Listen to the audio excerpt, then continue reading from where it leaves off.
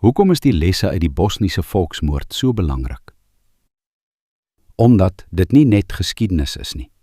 Dit is 'n duidelike patroon van hoe 'n samelewing stap vir stap kan verval, totdat gewone mense skielik voor 'n keuse staan: oorlewing of vernietiging.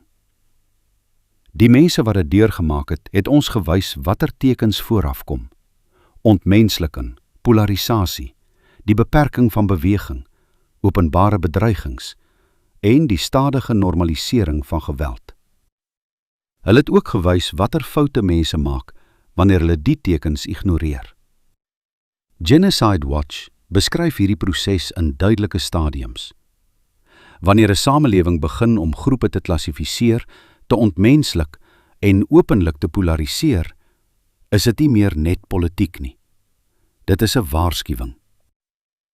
In Suid-Afrika sien ons vandag patrone wat ooreenstem met sommige van die vroeë stadiums. Ontmenslikende taal, polarisasie tussen groepe, geweld wat nie behoorlik aangespreek word nie, en 'n toenemende gevoel by minderhede dat hulle as die probleem uitgebeeld word. Die lesse uit Bosnië en ander volksmoorde uit geskiedenis mag nie geïgnoreer word nie. Die wat oorleef het, het dit duidelik gemaak. Wanneer die tekens verskyn, is die grootste gevaar om te hoop dat dit vanself sal verdwyn. Die regte reaksie is om wakker te word, die realiteit te aanvaar en betyds te begin voorberei, geestelik, prakties en as gemeenskap.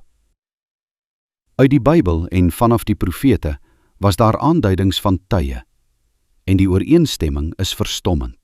Joël 2 en Sefanja 3 dui daarop dat hierdie tipe gebeure sal kom oor 'n afvallige volk, en dat 'n groot mag met aksies gelykstaande aan volksmoord as strafgerig opgerig sal word, as 'n suiweringsproses, sodat 'n gerinne maar gelouterde volkie die laaste dae sal ingaan, wanneer die anti-kris en sy sisteem oor die sondige aarde gaan kom.